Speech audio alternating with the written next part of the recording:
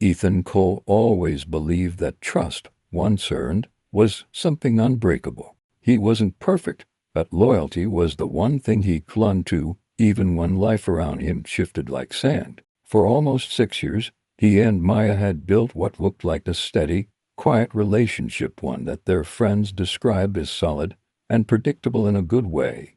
Ethan liked that. Predictability meant safety, but everything safe can shatter. It started on an ordinary Thursday evening. Ethan returned home from work early, a small victory after weeks of overtime. He expected to find Maya finishing up her shift online or preparing dinner with her usual soft background music playing. The apartment was quiet, instead uncomfortably quiet. He tossed his keys onto the counter and noticed Maya's phone lying face down near the sofa. That wasn't unusual. What was unusual was the faint buzzing coming from it, message after message, arriving in a rapid sequence. Maya rarely got that many texts, especially when she wasn't home. Ethan didn't consider himself the jealous type. He never had a reason to be. But something about the way the phone wouldn't stop vibrating pulled at him like cold fingers wrapping around his spine. It wasn't suspicion. He told himself it was concern. He hesitated, then picked up the phone just to glance up the notifications. He didn't unlock it. He didn't need to. 3 consecutive previews lit the screen. I miss you already? Last night. I can't get it out of my head. When can we see each other again? The breath left Ethan's lungs as though someone had punched him. His heart stuttered, then hammered violently against his ribs. His hands trembled as he placed the phone back exactly where he found it, as if wrong placement could somehow destroy or distort the truth he had just witnessed. His first instinct was denial. It must be a spam message, a wrong number, a joke, something that isn't what it looks like. But the universe didn't reward denial so easily. Another message arrived, and against his will, Ethan's eyes flicked down. Maya, you make it impossible to stay away. His mouth went dry. The world around him twisted into something unfamiliar, hostile, foreign. She had a lover. He didn't know who. He didn't know since when. But he knew enough to feel something inside him tear open slowly, painfully, irrevocably. A key turned in the lock. Maya walked in, her hair slightly messy, her cheeks flushed from the winter air. She smiled when she saw him, a warm, natural smile she had given him 1,000 times before. You're home early, she said, removing her scarf. Everything okay? Ethan didn't answer at first. His gaze drifted to her phone. Maya followed his eyes. Confusion flickered across her face, then a sudden, sharp alertness. Did something happen? She asked carefully. He felt his throat close. Your phone was buzzing, Ethan said quietly. A lot. Maya's expression froze for a split second, barely noticeable, but Ethan caught it. Her hand moved instinctively, almost defensively, toward the device. Oh, she said quickly. Probably the group chat. They've been planning something. Ethan didn't move, didn't speak. He just looked at her, and something in his eyes, something wounded, something newly awakened, made Maya's composure weaken. A heavy silence spread between them, thick enough to choke on. Maya, he said slowly, just tell me the truth. She swallowed hard. About what? But they both already knew. Ethan finally forced out the words that had been choking him since the moment the messages appeared. Who is he? Maya stiffened. Her shoulders rose as if she were preparing for a blow. She opened her mouth, closed it, opened it again, searching desperately for something to say, an excuse, a denial, a lie, anything to keep the world from collapsing. But then another buzz cut through the silence. They both looked at the phone. I'm counting minutes until I can touch you again. Maya's face drained of color. Ethan felt something deep inside him shatter completely. I think, he said softly, you should start talking. For a long moment, Maya said nothing. She stood still, breathing too quickly, her eyes filling with a fear Ethan had never seen in her. Finally, she sat down on the edge of the sofa and buried her face in her hands. I didn't mean for it to happen, she whispered. Ethan closed his eyes. The words hit harder than any confession. How long? His voice was barely audible, A few months, Maya whispered. Ethan laughed, an empty, broken sound. A few months. And you came home every day acting like nothing was wrong. Maya shook her head, crying now. I was going to end it. I swear, Ethan, I didn't want to. Then why didn't you? He snapped, hands shaking. Because everything got complicated. She choked out. I was confused. Confused. Ethan repeated. About us? About him. Maya looked up at him then, her face streaked with tears, her mouth trembling. About myself. The room felt colder than before. Ethan leaned against the wall, unable to stand properly, as if the weight of her words had broken something in his legs. So what now? He asked numbly. Are you choosing him? I don't know, she whispered, and that, somehow, hurt more than everything else, because she wasn't choosing him either. Ethan's world, his quiet, predictable, safe world, was gone. All that remained was a hollow ache and a woman who no longer knew if she loved him. He turned away, unable to look at her anymore. Maya, he said, voice hoarse, I need space. I need time. She reached out for him instinctively, but Ethan stepped back. Her hand dropped helplessly. Please, she whispered. Don't shut me out. I'm not shutting you out, he said without turning. I'm trying not to break. With that, Ethan walked into the bedroom, closed the door, and listened as Maya collapsed into quiet, devastated sobs in the living room. He wished he could feel nothing, but the pain was too real. And this was only the beginning. Ethan didn't sleep that night. He lay on his back, staring at the ceiling, watching the headlights from passing cars crawl across the plaster like slow-moving ghosts.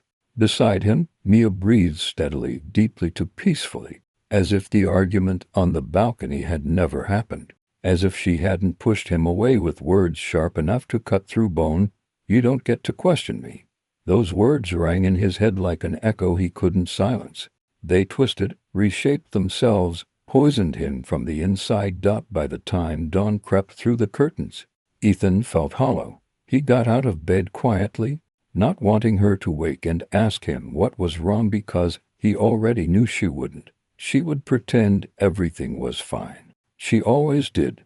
Downstairs, he brewed coffee that tasted like metal and regret, then sat at the kitchen island scrolling through his phone. He wasn't looking for anything in particular. Maybe distraction.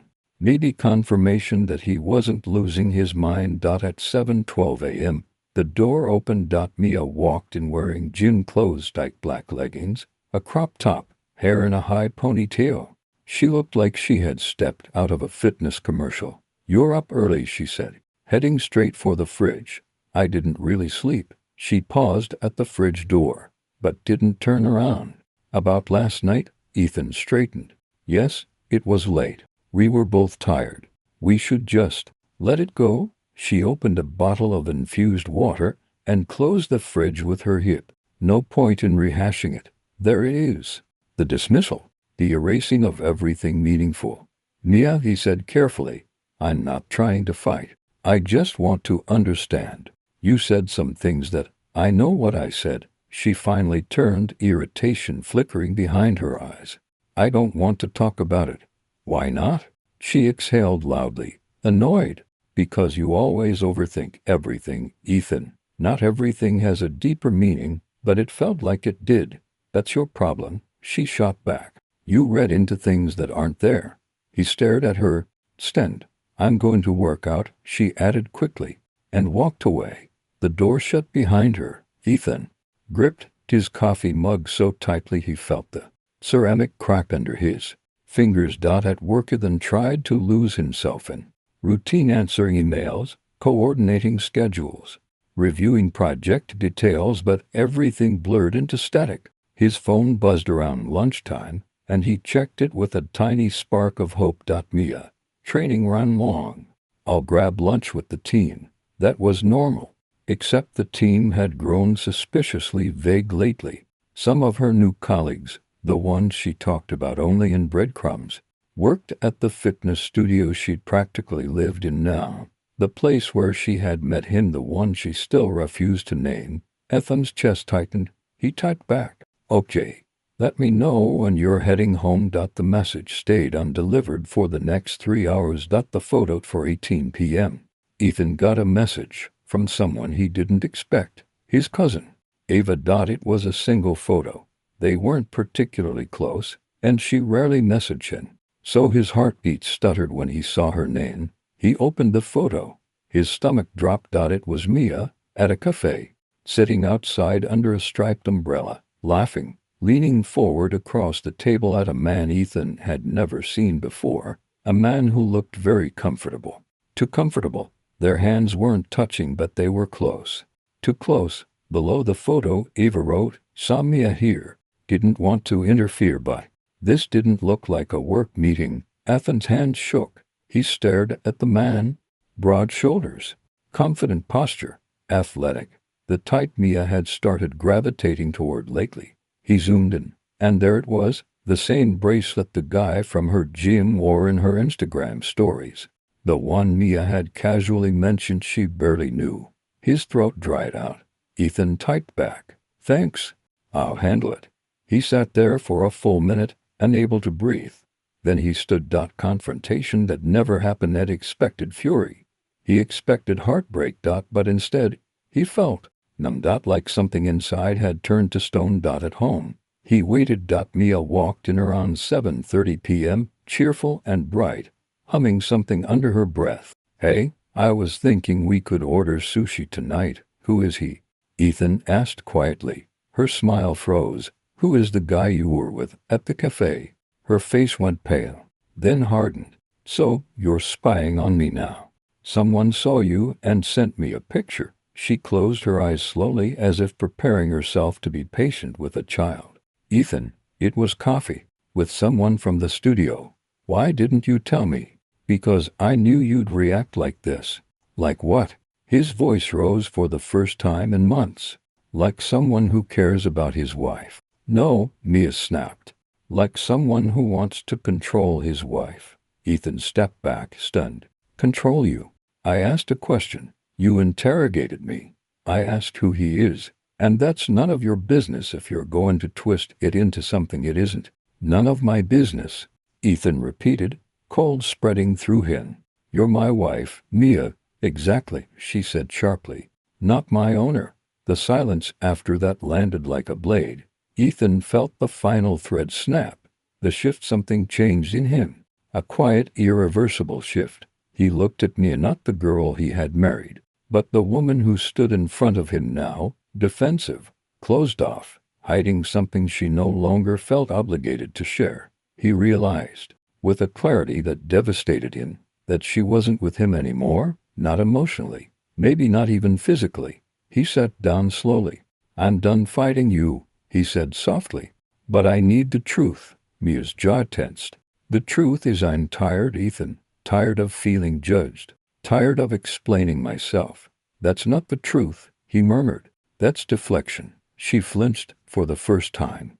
Guilt flickered across her face, but it was gone in a heartbeat. "I need space," she said quietly. The words hit him like a fist. Mia turned away before he could respond, walking into the bedroom and closing the door behind her.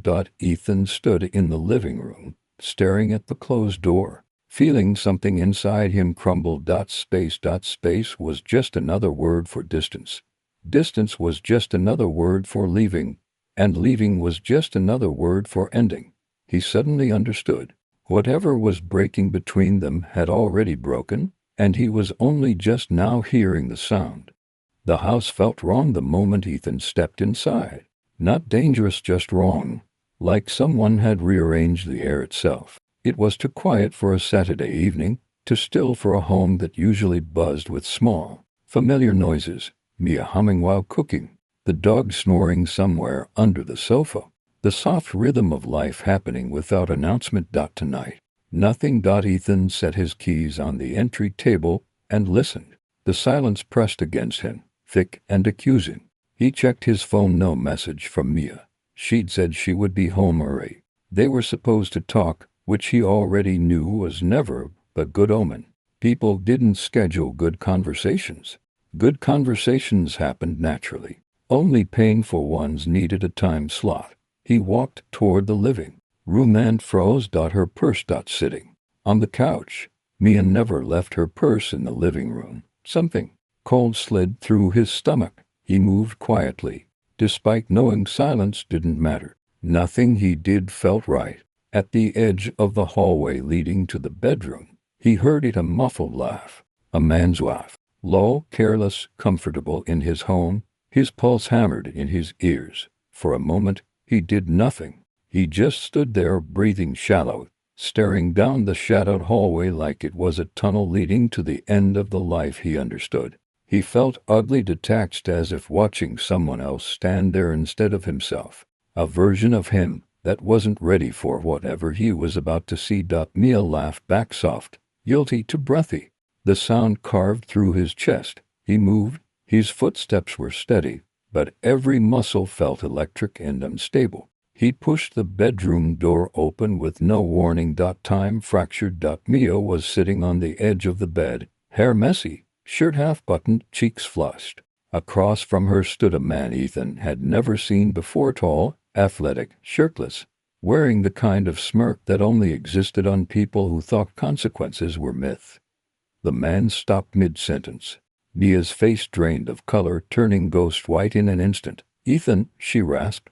But Ethan wasn't looking at her. His eyes locked onto the stranger's, searching for something: fear, guilt, regret, anything. Instead, the man shrugged slightly, as if being caught in another man's bedroom with another man's wife was an inconvenience, not a catastrophe. That sure burned hotter than the betrayal. Mia stood up, panic flooding her voice. "Ethan, please, this isn't what it looks like." He actually laughed. A short, bitter sound that didn't feel like it belonged to him. "Really? Then explain the part I'm misinterpreting." The man shifted, annoyed. "Look, man, don't," Ethan snapped, the force of the word slicing the air. Mia grabbed the stranger's arm, as if Ethan might attack him. The gesture made something inside Ethan snap. He wasn't violent, he'd never raised a hand in anger in his life, but seeing her protect him felt like being punched from the inside. "Mia," Ethan said slowly, quietly. "How long?" Her chin trembled. It wasn't supposed to happen." "That's not an answer." The man stepped closer, like he had any right to stand in this room. "She doesn't owe you." Ethan's glare cut him off mid-sentence. Mia swallowed hard. 3 months. Ethan blinked. The number didn't sound real. 3 months, he repeated, as if testing the words on his tongue. "While we were going to counseling. While you said you wanted to fix things." Tears spilled down her cheeks. "I didn't plan this, Ethan. You were always working. You were distracted. I felt alone, and your solution was to let someone else fill the space." He asked flatly. Mia sobbed. The man crossed his arms. "Look, she doesn't want you anymore. Accept it." Ethan turned toward him slowly. There was no rage on his face, only something colder, heavier. "Get out of my house." The man smirked. "Or what?" Before Ethan could answer, Mia pushed the stranger toward the door. "Just go, Liam, please." She sounded desperate. The way someone sounds when they realize the fire they started is finally spreading out of their control. Liam grabbed his shirt off the floor and left with a final smug look, one Ethan knew he'd remember for longer than he wanted to. The door shut, silence again. But this silence was worse. Mia reached for Ethan, her hand shaking. "I'm so sorry. I don't want to lose you. I made a mistake." Ethan stepped back. That hurt her more than if he'd screamed. "Mistake," he said quietly. "A mistake is forgetting to lock the door. A mistake is burning dinner. You had a whole second life." "Mia," her breath hitched. "Please, can we talk about this?" Ethan looked at the bed, the sheets twisted, the indentation of 2 bodies still fresh. "No," he said finally. "We can't." He walked out of the room, out of the house, out of the version of reality he'd believed in just hours earlier. Mia followed him to the doorway. "Ethan, please. We can fix this." He didn't stop. He didn't look back. He just kept walking down the driveway, each step tightening the knot in his chest until breathing hurt. When he reached the street, he finally whispered the truth he'd been trying to avoid. "There's nothing left to fix." And the night swallowed him whole. I didn't sleep that night. I couldn't. Every time I closed my eyes, I saw the same image: Anna leaning toward Daniel in that office hallway, her hand brushing his arm the way she used to brush mine. The tiny, intimate gesture burned into my mind, replaying like a video set on a cruel loop. By morning, I was running on caffeine and anger alone. I needed answers, real ones. I waited until Anna left for work, then drove straight to her office building. I wasn't planning a scene. I wasn't planning anything. I just needed to understand how long I had been living with a lie. When I entered the lobby, the receptionist recognized me immediately. "Oh, Mark, Anna's not in yet. Do you want to wait?" "No," I said. "I'm actually here to see someone else. Daniel Brooks." Her expression shifted just slightly, but I caught it. Pity, panic, guilt. I wasn't sure. "He's in a meeting," she said carefully.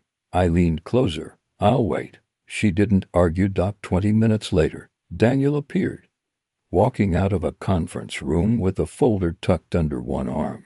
When he saw me, he froze. The color drained from his face, and for the first time, he looked genuinely afraid. "Mark," he said quietly, "this isn't a good place." "How long?" I interrupted.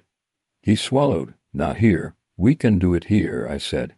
"Or in front of everyone. Your choice." He glanced around nervously, then gestured for me to follow him into a small unused office. The moment the door clicked shut, I repeated, "How long?"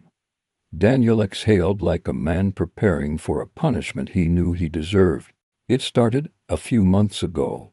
My stomach twisted. I expected betrayal. I expected lies. But hearing it out loud still hit like a gut punch. "A few months," I echoed. "And you let me stand next to both of you like an idiot. All those dinners, all those work late nights, all those smiles. It wasn't supposed to happen," he whispered. "Anna was going through things. She was unhappy. And she told you." I snapped. "Of course she did." He had the decency to look ashamed. "I didn't plan to fall for her," he said. "But she don't," I warned. "Don't talk like you love her." Silence, but he didn't deny it. And that broke something in me. "You know what?" I said, stepping back. "I don't need anything else from you. Mark, tell Anna I know. She should hear it from you first, since apparently you're the one she talks to now." I left before he could answer. Anna called me 6 times on my way home. I didn't pick up. When she finally came through the front door that afternoon, I was already waiting in the living room, a suitcase packed beside the couch. Her eyes instantly filled with panic. "Mark," she whispered, "please just let me explain. I talked to Daniel." I said. She froze. Tears spilled down her cheeks almost instantly. "I'm so sorry. I was going to tell you." I swear I was. "When?" I asked. "Before or after you planned a whole new life with him?" "It wasn't like that. It never is." She sank onto the armchair, burying her face in her hands. For the first time since this nightmare began, she didn't try to spin it, didn't try to defend herself. She just broke. "I didn't want to lose you," she whispered. "You already did," I said. She sobbed harder. "I didn't feel triumph or anger, just emptiness." "I'm leaving for a while," I said. "I don't know what happens next. Maybe nothing, maybe something. But I can't breathe in this house right now." She looked up at me, eyes red. "Do you still love me?" The question sliced deeper than anything else. "I don't know," I said honestly. "I'm trying to figure out what's real. What was real? What's left?" She stood and approached me, slow and hesitant, as if afraid I'd vanish. "Can I hug you?" she whispered. The simplest question, the one that hurt the most. "No," I said softly. "You don't have that right anymore." Her breath hitched. She covered her mouth to stifle a sob. I picked up my suitcase. "Mark, please, please don't go like this. I have to." I walked past her, each step heavier than the last. At the doorway, I hesitated, not because I doubted leaving, but because part of me still wished none of this had happened. "Take some time to think," I said, "about what you want, about what you ruined, about what you can't fix." She nodded weakly, shaking. "And when you're ready," I added, "tell me the truth from the beginning, every detail." No more lies. With that, I stepped outside and closed the door behind me. Her sobs followed me down the hallway. I checked into a small hotel on the edge of town, a place quiet enough to think, anonymous enough to disappear. The room was simple, white sheets, dim lights, the faint hum of an old air conditioner. But it felt like freedom, like breathing for the first time in months. I sat on the bed, staring out the window. I wasn't broken, I wasn't destroyed, but something inside me had shifted. The version of myself who trusted blindly, who believed honesty was the default, who thought love was enough, that man was gone. What remained was someone sharper, someone who understood that people could lie even when they looked you straight in the eyes. Someone who felt pain but wasn't willing to drown in it. My phone buzzed again. For a moment, I considered blocking her, but instead, I silenced the screen and placed it face down on the nightstand. I needed time. She needed consequences. This wasn't forgiveness. Not yet. This was the space between who we used to be and who we might become, a place where the truth could finally surface, whether it destroyed us or saved us. Either way, tomorrow would bring answers. And for the first time in a long time, I wasn't afraid of them. The apartment was silent in a way that felt unnatural, as if even the walls were holding their breath. Daniel stood at the window, staring at the city lights that blurred through the thin layer of humidity on the glass. He had spent the entire day rehearsing everything he wanted to say, every argument, every emotion, every version of the truth he thought would make things easier. But now, with the moment actually approaching, all that preparation felt useless. His hands still shook, his chest still tightened every time he thought of her name. When the door finally clicked open, he didn't turn around. He didn't need to. He felt her presence immediately. Soft steps, a pause, then the faintest sigh. "Daniel, we need to talk." Her voice carried exhaustion, fear, and a strange softness, like she already knew the outcome but hoped saying it gently might change something. He didn't answer right away. Instead, he took a slow breath and let it fill him with the last bit of stability he had left. "Yeah," he finally said. "We do." She set her bag down on the chair, then stepped closer, cautious, as if approaching a wounded animal. There was guilt in her eyes, but also confusion, something he had seen growing in her for weeks, something that made his heart ache even now. "I didn't come to fight," she whispered. "I don't want this to be another argument." Daniel finally turned and met her gaze. "I don't either." For a long moment, they just looked at each other. Two people who once thought they were unbreakable, now standing on the ruins of something new they fully understood how to repair. "Just tell me the truth," he said quietly. "No excuses, no soft versions. The truth." She swallowed hard. Her fingers twisted together, the same nervous habit she had since the day he met her. "I didn't plan for any of this," she said. "It wasn't supposed to happen. I didn't wake up thinking I'd destroy what we had." "That doesn't make it hurt less, I know," she whispered. Silence pooled between them again, heavy, suffocating. She took another step forward, her voice trembling. "I was lonely, Daniel. You were always busy, distracted, distant." She hesitated. "I tried to talk to you. I tried to reach you, but every time, it felt like you were somewhere else." He felt a flicker of anger, not burning but hollow. "So, you found someone who wasn't distant, someone who gave you attention." "It wasn't like that." Her voice cracked. "I wasn't looking for him. It just happened. We talked. He listened. He cared about what I felt. And I didn't." She froze, guilt washing over her expression. "You did, but you stopped seeing me. You stopped noticing when something was wrong, when I was hurting, when I needed you. I didn't want to replace you. I wanted you to fight for me." The words hit him hard, sharp, painful, but undeniably real. And in them, he recognized a truth he had tried to avoid. He had been distant. He had been consumed with work, with goals, with everything except her. But that truth didn't erase what she had done. It didn't erase the nights she lied, the messages he hid, the betrayal she carried behind her smile. "You wanted me to fight," he murmured. But you didn't even give me the chance. Her eyes filled with tears. Because I was afraid I'd already lost you. He shook his head slowly. You lost me the moment you chose him. She choked on a breath, a quiet sob slipping out before she could stop it. She tried to move closer, but Daniel stepped back. Don't, he said softly. Please. Her face crumpled. I'm sorry. I'm so sorry, Daniel. I would take it back if I could. I would erase everything. I didn't want to hurt you.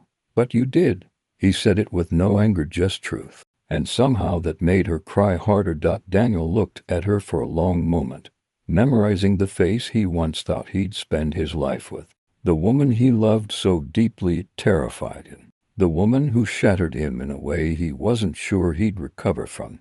I loved you more than you ever realized, he said. I would have done anything for you, but now, I don't even know who I am with you anymore.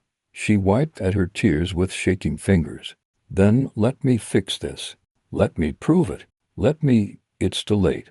Those 3 words felt like a blade slicing through both of them. She shook her head desperately. No, it doesn't have to be. We can go to therapy. We can reset. You didn't just break trust, he interrupted. You broke me. Her knees nearly buckled. Daniel stepped closer, not to hold her, but to say the last words he needed to get out while he still had the strength. I forgive you, he said softly. She looked up, shocked through her tears. I forgive you, he repeated. Not because you deserve it, not because it makes any of this better, but because I need to let go. I can't keep bleeding for someone who chose to hurt me. She covered her mouth, sobbing silently. But forgiving you, he continued, doesn't mean staying. She closed her eyes, the weight of those words crushing her. I can't rebuild something when the foundation is gone, he said. I can't love you the way I used to. And you can't love me without remembering him. He stepped back, grabbing his jacket from the chair. I hope you find what you're looking for. I really do, Daniel, she whispered, reaching out as if to catch him. He didn't take her hand. He walked to the door, paused, then looked back one last time. I loved you. That's the truth. But sometimes love isn't enough. And then he left. No slamming doors. No dramatic shouting. Just the quiet, devastating finality of someone choosing themselves after being broken for too long. As he walked down the stairwell, he felt the pain burning in his chest, but beneath it, something new was forming. Something small. Something fragile. Freedom. A chance to heal. A beginning. Behind him. She collapsed to the floor, sobbing into her hands, realizing too late that some losses cannot be undone. The story didn't end with revenge, or screaming, or dramatic gestures. It ended with truth. And truth, no matter how painful, is the only thing strong enough to set someone free.